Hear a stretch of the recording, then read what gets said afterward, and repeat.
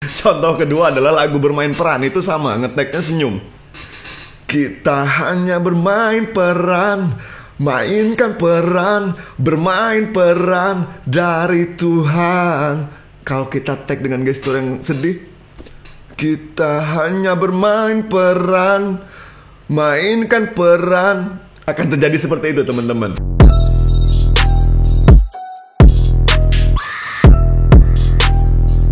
Welcome back on Narasi Akbar Haka. Teman-teman, kali ini saya akan bercerita bagaimana cara saya merekam sesi vokal pada setiap lagu di album Kapital. So don't go anywhere, teman-teman. Sebelumnya silahkan kalian klik. Tapi sebelum kita memulai, jangan lupa like video ini, subscribe channelnya, dan nyalakan loncengnya agar kalian tidak ketinggalan narasi berikutnya. Saya nggak akan bercerita bahwa bagaimana cara ngegrol yang bagus, bagaimana cara bernyanyi yang benar, karena saya yakin teman-teman di rumah lebih daripada saya kemampuannya. Dan buat teman-teman yang baru belajar, silahkan kalian searching di YouTube karena banyak banget tutorial-tutorial cara ngegrol yang baik dan benar dan cara bernyanyi yang benar. Jadi saya hanya akan bercerita bagaimana formula saya dalam mengerjakan sesi vokal pada setiap album Kapital. Kalau ada yang bertanya, bikin notasi vokal atau musik terlebih dahulu atau lirik yang lebih dahulu? Kalau saya di Kapital, lebih dulu membuat notasi vokal genjreng-genjrengan lagunya. Karena kebiasaan saya menuliskan setiap tema atau lirik yang saya temukan di jalan atau ketika saya sedang sendiri, dapat ide itu saya tulis di catatan handphone saya atau di buku. Dan kemudian catatan-catatan itu saya bongkar kembali ketika saya ingin membuat sebuah lagu. Saya cocokkan dengan notasi vokal yang saya dapatkan, lirik yang mana yang cocok itu saya combine, jadilah untuk sebuah lagu baru dari Kapital. Lalu kebiasaan saya berikutnya adalah ketika saya mencari tema sebuah lagu, biasanya bayangan saya ini harus menjadi representasi dari identitas Kapital. Dan kemudian biasanya lagi jika saya menulis sebuah lagu atau tema lagu, saya sudah bisa membayangkan judulnya kalau menjadi merchandise akan terlihat sekui banget. Contoh, Teror dari Belantara yang terdengar sangat ikonik, yang terdengar sangat tagline banget, representasi dari musiknya Kapital sebagai metal Kalimantan, sehingga Teror dari Belantara ketika menjadi merchandise atau menjadi judul sebuah album akan terlihat Kalimantan banget.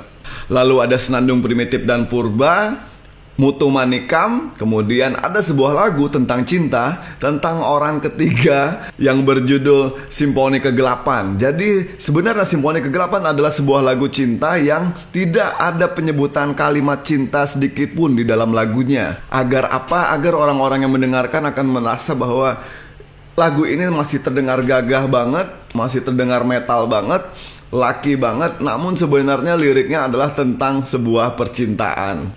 Oke, kemudian bagaimana cara saya mencari sebuah notasi vokal, grol-grolan ataupun refrain pada setiap lagu Kapital?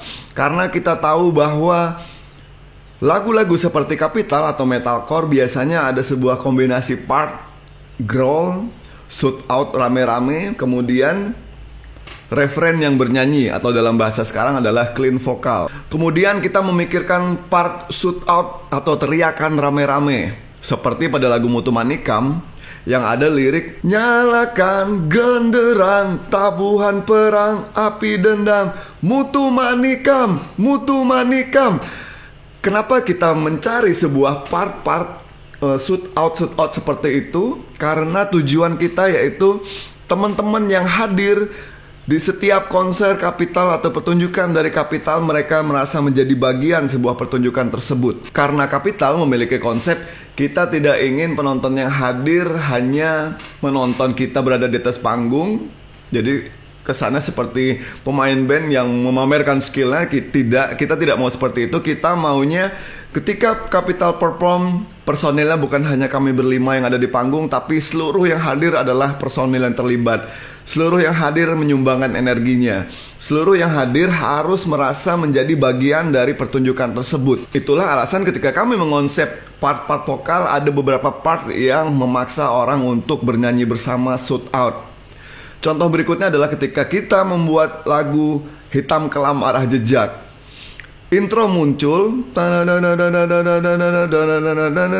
kita buat seolah-olah Penonton harus sudah tertanam di dalam benak mereka bahwa oke, ini Hitam Kelam Arah Jejak. Kemudian kita buat part vokal yang memaksa orang untuk bernyanyi bersama, hitam, kelam, arah, jejak. Karena itu tadi kita inginnya teman-teman yang hadir menjadi bagian pertunjukan dari Kapital. Kemudian masuk di part refrain. Teman-teman, satu lagu Kapital biasanya saya mengulangnya dari 4 sampai 5 kali paling sedikit merekam sesi vokal refrain. Karena apa? Refrain di metalcore harus memang terdengar ear catchy banget. Harus orang sekali mendengar harus sudah bisa masuk di dalam kuping mereka dan ngerasa anjing, ini lagu sekui banget. Lalu saya pada saat merekam sesi vokal refrain, misalkan hari ini saya merekam, saya tinggalkan pulang.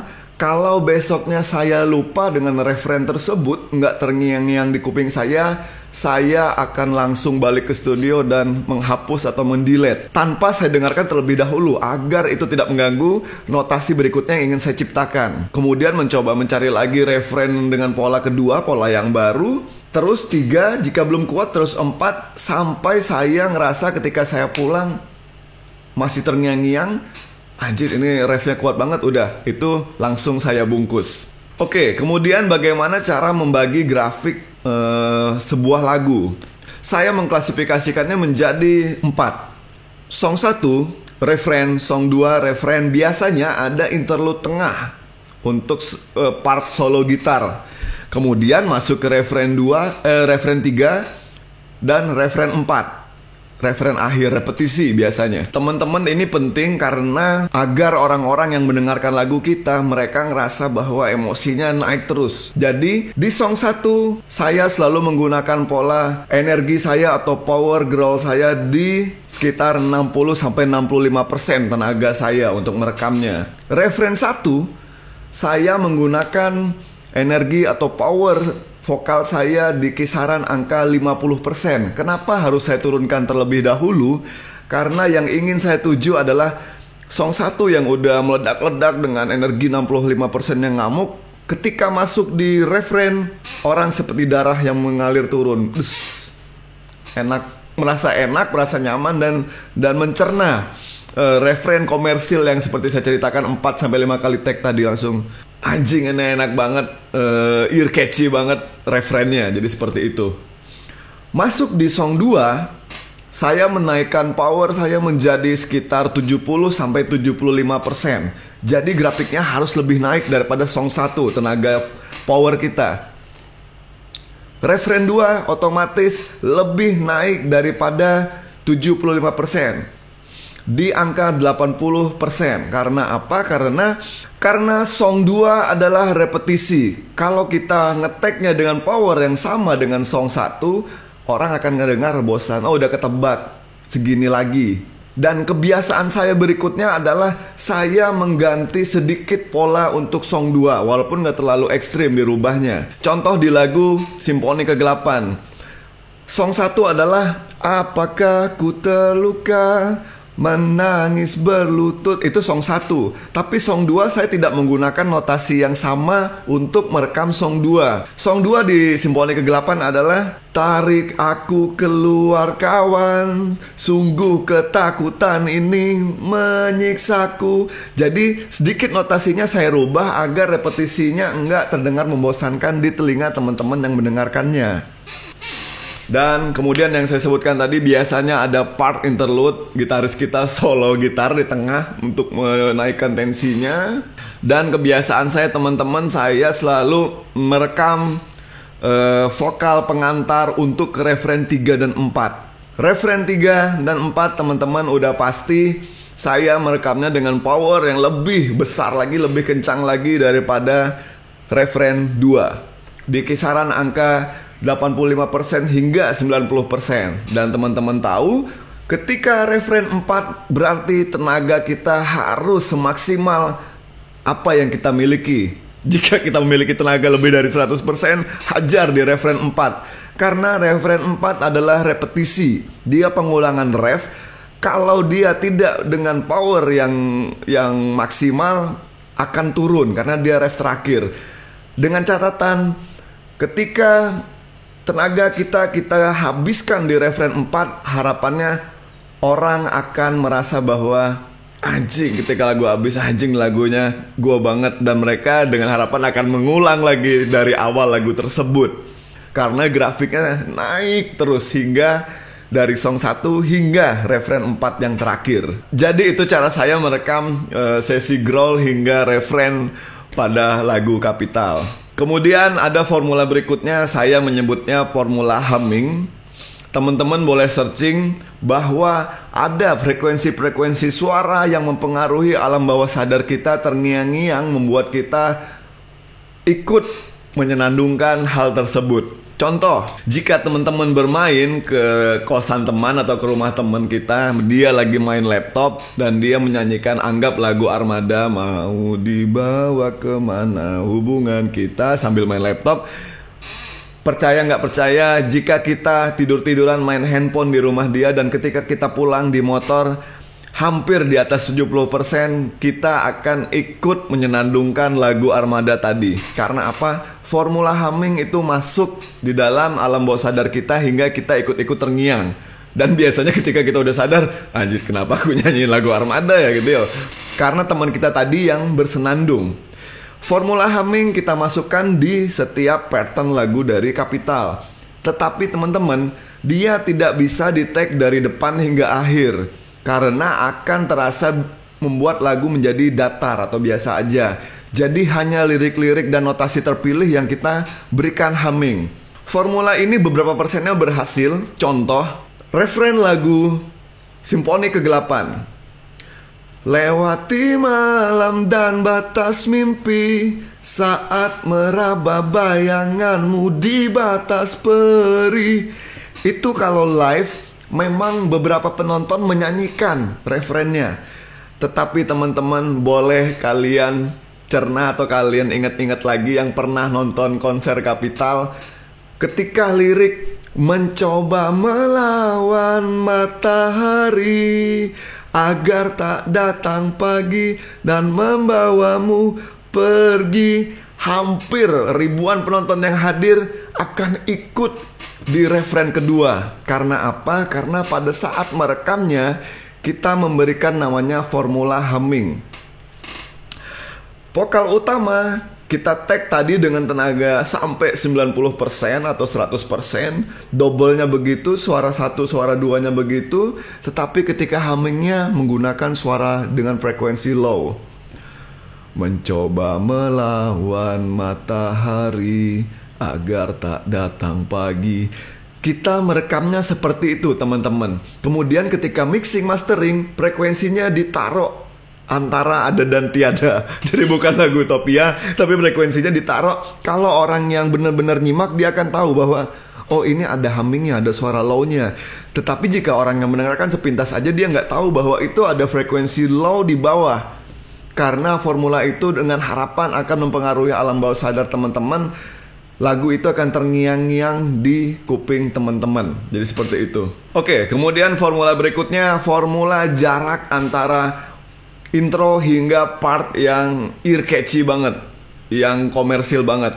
Jadi seperti itu, jarak antara intro dan bagian yang komersil tadi jangan terlalu bertele-tele dan jauh. Contohnya adalah lagu Bermain Peran. Kita ngerasa bahwa referen dari Bermain Peran itu terdengar sangat racun banget. Makanya jarak dari intro ke referen itu nggak terlalu jauh. Karena dengan harapan tadi, ketika orang mendengarkan Bermain Peran, dia langsung paham maksud dari lagu tersebut. Oke, formula berikutnya adalah memilih kalimat yang pas, atau jika itu diperlukan repetisi kalimat, harus kita lakukan. Contoh sederhananya lagi adalah pada lagu Bermain Peran.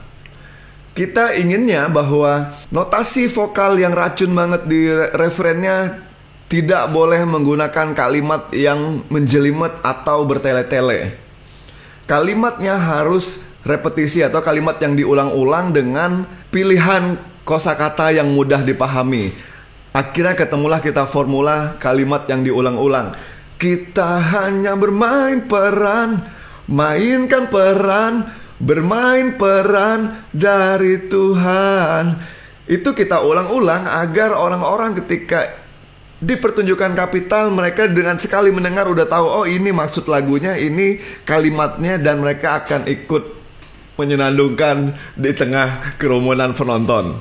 Oke, formula berikutnya adalah gestur mimik muka, teman-teman. Ini hal sepele, tetapi formula ini manjur banget digunakan beberapa label-label besar hingga artis-artis solo. Kita menyebutnya kemampuan menerjemahkan lirik.